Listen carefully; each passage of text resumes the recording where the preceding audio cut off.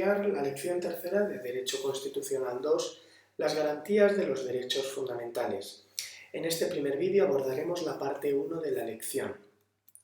¿Qué son las garantías? Bien, nuestra Constitución ofrece un catálogo muy importante de derechos fundamentales a lo largo de todo el capítulo segundo del título primero y también el artículo 14. Para que cualquier derecho fundamental se haga efectivo, es decir, tenga una vigencia real en el mundo real, debe tener un sistema de garantías. El ordenamiento jurídico debe ser garante del cumplimiento de los derechos fundamentales. Pero bien, ¿qué es una garantía?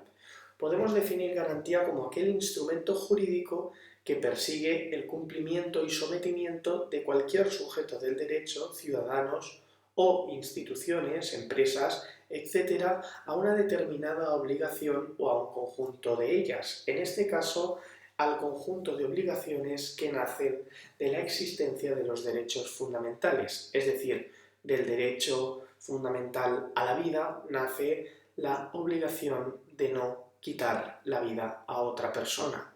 Las garantías son instrumentos diferentes a las tutelas, que lo que son es básicamente aquello que se puede recabar en caso de que se incumpla una obligación o una vulneración de derecho, es decir, esa responsabilidad civil del derecho civil o los delitos o faltas en el derecho penal. Tenemos, en primer lugar, la garantía de eficacia inmediata que viene recogido en el artículo 53.2 de la Constitución española. Esta garantía de eficacia inmediata afecta al artículo 14, que es la igualdad ante la ley, y a todos los derechos fundamentales que se encuentran en la sección primera del capítulo segundo, aquellos que son del artículo 15 al artículo 29, por ejemplo, el derecho a la integridad física y moral o el derecho a la intimidad de las comunicaciones, también el derecho al honor, a la propia imagen o a la propiedad privada. Esa eficacia inmediata consiste en que dichos derechos son directamente reclamables de los tribunales, es decir, no es necesario que estén desarrollados por una ley para que un sujeto de derecho, un ciudadano, una empresa o institución pueda acudir a la jurisdicción ordinaria de los tribunales a reclamar su cumplimiento. Además, también legitima este artículo a los ciudadanos para presentar un recurso de amparo ante el Tribunal Constitucional en caso de que sean vulnerados esos derechos. Esos derechos además tienen lo que llamamos reserva de ley orgánica, es decir, tienen que ser desarrollados por leyes orgánicas que deben ser aprobadas al amparo del artículo 81 de la Constitución española por una mayoría absoluta del Congreso de los Diputados, actualmente fijada en 176 diputados. Vamos a explicar qué es la reserva de ley. El artículo 53 de la Constitución establece lo que llamamos como reserva de ley. Esa reserva de ley viene dada para todos los derechos recogidos en el capítulo segundo, tanto de la sección primera y de la sección segunda. ¿Cuál es la diferencia? Los derechos recogidos en la sección primera tienen una reserva de ley orgánica, es decir, tienen que ser aprobados por mayoría absoluta. En cambio, los derechos recogidos en la sección segunda tienen una reserva de ley ordinaria, es decir, simplemente con una mayoría simple basta para aprobar una ley que los desarrolle. ¿Qué es una mayoría simple? Muy sencillo, más si es que no es, más votos favorables que votos en contra. En este sentido es importante señalar dos aspectos fundamentales. El primero es que la existencia de una ley que desarrolle un derecho que está en la sección primera no es obligatoria. Hay una reserva de ley, pero no es obligatoria la existencia de esa ley para que esos derechos sean directamente reclamables ante los tribunales, como ya hemos visto en la diapositiva anterior. Además, esa reserva de ley no puede afectar nunca al contenido esencial, es decir, una ley no puede trastocar el contenido esencial de un derecho fundamental, pero por contra esa reserva de ley no es absoluta. Los aspectos secundarios de un derecho, la jurisprudencia prueba que pueden ser aprobados mediante reglamentos. Pongamos un ejemplo para que sea más claro. Por ejemplo, no es necesario regular por ley el color que tienen que tener los buzones o cuántos buzones tiene que haber en las ciudades para garantizar el derecho de la intimidad de las comunicaciones. El Tribunal Constitucional.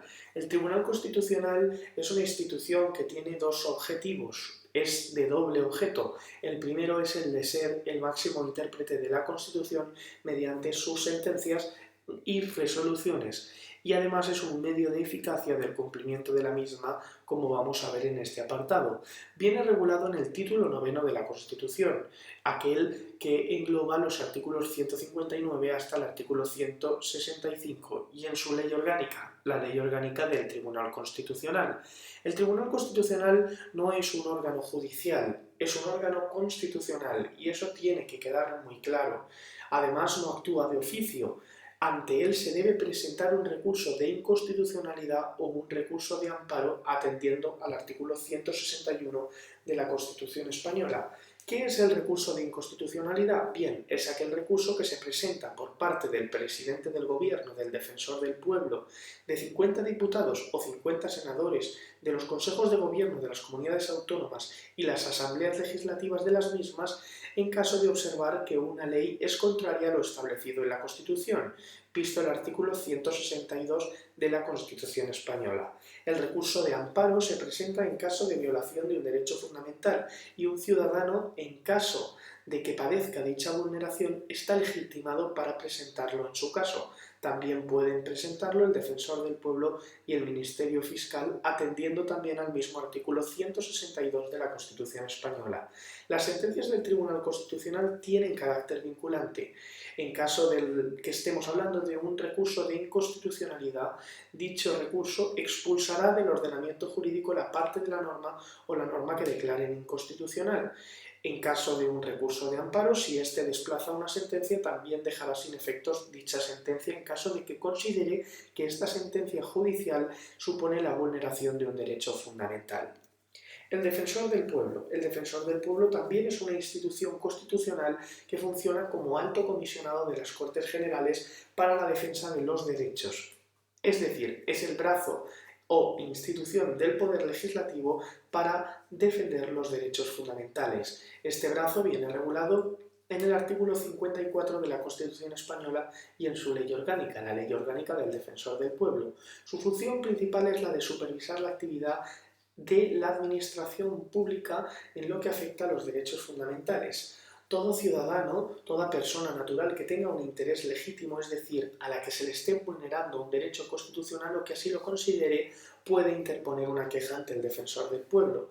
Las resoluciones que nazcan del defensor del pueblo y que éste dicte no generarán obligaciones, no serán vinculantes. Tendrán carácter de recomendaciones a la Administración dentro del ámbito de la actividad de los ministros, órganos superiores, es decir, secretarías o subsecretarías de Estado o directivos, direcciones generales o subdirecciones generales o cualquier otro de la Administración pública. Es necesario el acuerdo de la mayoría de 3/5 de ambas cámaras para la designación del defensor del pueblo. Recordemos que venimos ahora mismo de una situación de bloqueo importante en el que el defensor del pueblo ha ampliado su mandato hasta 8 años porque no había un acuerdo parlamentario. Definitivamente ha habido un acuerdo parlamentario entre el Grupo Socialista y el Grupo Popular en el Congreso para nombrar defensor del pueblo al exministro de Educación Ángel Gabilondo. En el próximo vídeo veremos lo que sigue tanto en cuanto a la defensa y a la eficacia de los derechos fundamentales en el ámbito europeo, la eficacia en el derecho europeo de los derechos fundamentales y también los otros instrumentos jurisdiccionales y las tutelas civiles y penales que tienen los derechos fundamentales.